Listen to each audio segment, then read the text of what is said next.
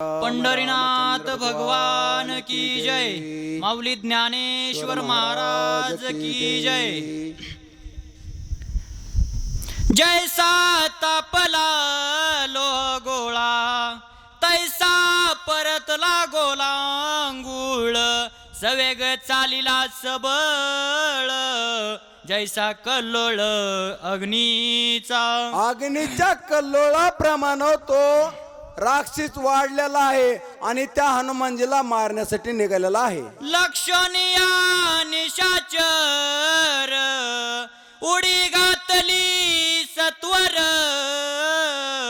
झाले सतचूर्ण शरीर कपिबार वरी पडता। पण ते आमचे हनुमानजी होते। हनुमानजीने केलं काय, एकच उडी मारली आणि त्या राक्षसावर टाकलेले आहे। उडी सरसा त्या राक्षसाचा चूर्ण झालेला आहे। अशा पद्धतीची ओवी आहे। तरी राक्षस आतुरबळी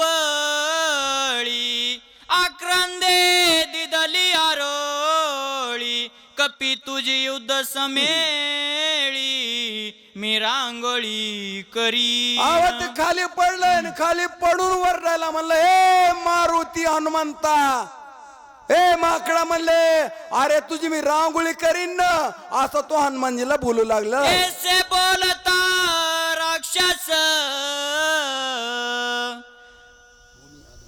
भूमी आदळला कर्कश निदा उटीला बवश पर्वतेश धनानीला। एखादा पर्वताचा कडा खाली ढासळून पडावा किंवा आबाळ मोठ्याने कडकड कडकड कडकडल्यानंतर जसा जिकडे तिकडे ध्वनी उमटतो त्या न्यायाने त्या राक्षसाच्या अंगाचा आवाज झालेला आहे। शब्द झाला अद्भुत गंधर्व होते निद्रिस्त ते उठून यातेत सैरा धावत पर्वती। आता हे कुठं घडलंय म्हणतात तर त्या पर्वताच्या पायथ्याला घडलेला आहे। हे मान जो पर्वत आणायला जे औषधी आणलं वल्ली आणायला हनुमानजी गेलेत त्या पायथ्याला हे कार्यक्रम घडलेला आहे। आणि मग तिथं जी राखणदार होते माझ्यासारखे असे कवा तरी झोपाळू फुल झोपलेले होते आणि मग त्या आवाज त्या राक्षसाचा मेलेला झाल्यावर वरडल्यावर सगळे राखणदार उठले आणि म्हणले कशाचा आवाज झाला असे ते आपसात बोलू लागलेले आहेत। दणका उटीला दुर्धर जागे झाले सत्वर घेऊन या शस्त्रास्त्र पर्वतेंद्र शोधिती। आणि मग त्या पर्वतावर, कारण ते राखणदार होते, पहिले इमानदार राखणदार होते, माझ्यासारखे असे नव्हते, एक बोलायचं एक करायचं असे राखणदार नव्हते, इमानदार राखणदार होते सगळ्या पर्वतावर। आणि ते शोधायला लागले आवाज कशाचा झाला, कुठून झाला, एखादा चोर आला की काय, अशा पद्धतीने त्या राखणदारांनी शोधायला सुरू केलेला आहे। तव देखिला कपिकेशर पी भगवता वेडीला समग्री वर्षताती शस्त्रास्त्री निशी माझी चोरी केवे करसी। आणि मग झालं काय बघा, सगळे ते राखणदार पर्वतावर हिंडत असताना कुणीतरी चोर आला असावा, कुणीतरी आपल्याला सुगावा लागलेला आहे। आणि मग त्यांना एकाएकी त्या आमच्या हनुमानजीचं दर्शन झालं।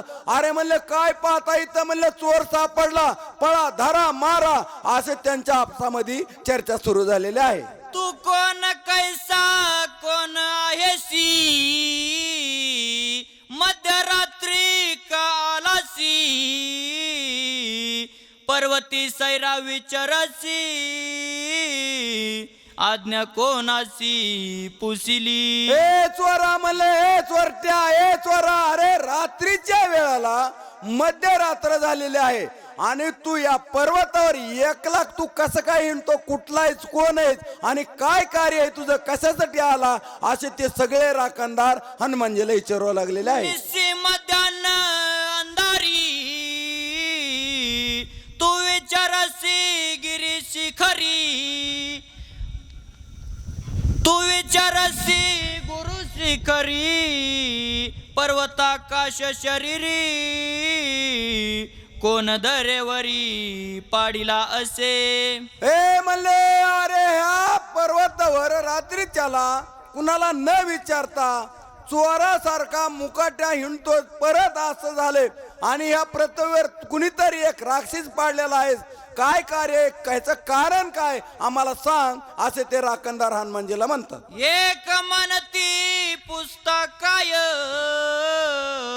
धरा बांधा हात पाय मध्यरात्री विचारत आहे तस्कार होय. अरे म्हणलं काय विचारपूस लावली यार धडधडीत चोर समोर उभा आहे आणि विचारपूस लावली अरे धरायचा बांधायचा मारायचा काय चौकशी लावले काय म्हणले तुम्ही राखणदार काय मालकाची राखण करतात अशी काय पद्धत समोर चोर आहे आणि त्याला म्हणतात राम राम बसा चहा पाणी करा असं असतंय का म्हणले. ऐसा करीती कल्लोळ मिनले संभवते सकळ ते देखोनी गोळा गुळ मधुर बोल बोल. सगळे ते असणारे राखणदार जमलेले आहेत. सगळ्याचा आपसामध्ये प्रत्येकाची वेगळी चर्चा आहे. तेवढ्यामध्ये आमच्या हनुमानजी म्हणले ऐका अति गोड नम्र होऊन हनुमानजी त्यांच्याशी भाषण करू लागलेले आहे. जम्बूद्वीपाचे दक्षिण कोणी किष्किंधाचे राजधानी सुग्रीव राज चुडामणी तये स्थानी नांद. ओ म्हणले ऐका माझी नम्र विनंती प्रार्थना आहे माझं 2 शब्द ऐकून घ्या म्हणले. तुम्ही काय कालवा करू नका म्हणले. आता जसं कुणी कुणी झोपायले गप्प बसलेत असं म्हणले तुम्ही गप्प बसा. दक्षिण दिशेच्या दक्षिण कोणामध्ये किष्किंधा नावाची राजधानी आहे. जम्बूद्वीपामध्ये दक्षिण कोण्यामध्ये आणि किष्किंधा नगरी आहे ती राजधानी आहे. तिथला राजा सुग्रीव आहे आणि त्या सुग्रीवाचा मी एक सेवक आहे अशी आपली माहिती आणि आपल्या राजाची माहिती हनुमानजी त्या राखणदाराला देऊ लागले आहे. त्यासी सख्य श्रीरामेशी स्वाभिमानी श्रीरामासी तन मन अर्पिले भक्तीसी वानरासी अति प्रेम. ऐका म्हणले आमचा राजा असणारा सुग्रीव त्यांनी मैत्री रामचंद्रा सोबत केलेले आहे आणि ती जीवापाड प्रेम कुणावर आहे आणि आमचा राजा त्या रामाचा सेवक दास झालेला आहे. राम रावणाचे रण युद्ध झाले अति दारुण रावणे ब्रह्मशक्ती सोडून बंधू लक्ष्मण ऐका ना म्हणले किती हनुमानजी नम्र बोलत होते बरं का असे मोठे नव्हते बोलत. त्यांना चांगलं पटवून देत होते. म्हणलं ऐका आणि मग राम रावणाचा युद्ध झालेला आहे आणि राम रावणाच्या युद्धामध्ये आणि त्या लक्ष्मणाला शक्ती राजा रावणाची लागलेली आहे. लक्ष्मण खाली पडलेला आहे.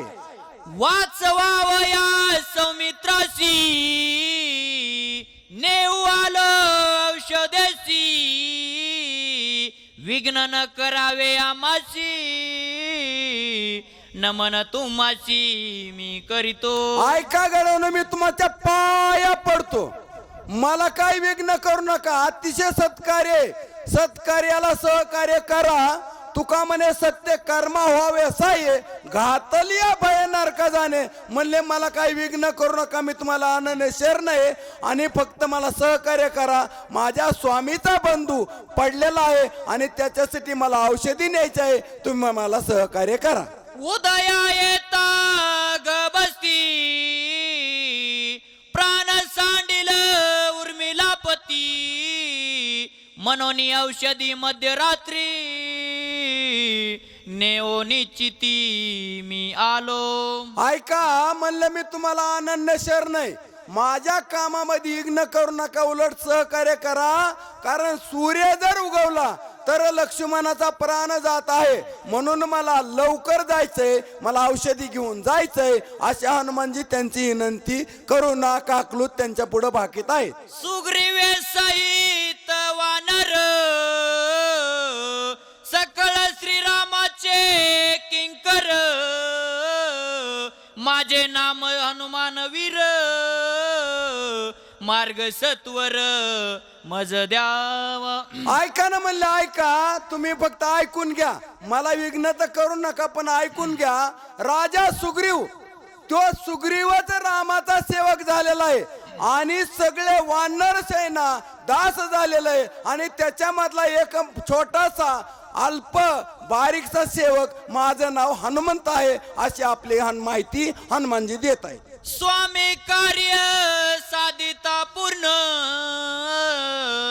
सर्वता करू नये विघ्न पुढील आशी करिता चळन श्री रघुनाथ क्षोभेल. मगच एक आमचे सूचक महाराजांनी उल्लेख केला, स्वामी काज गुरु भक्ती पितृवचन सेवापती.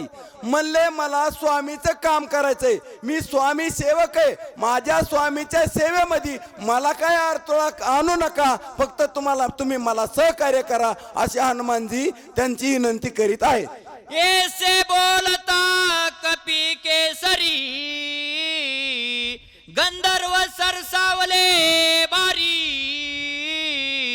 केवडी राम सुग्रीवांची थोरी औषधी रात्री नेवाला. वाचकाची सेवा घोले मॅडम परळी.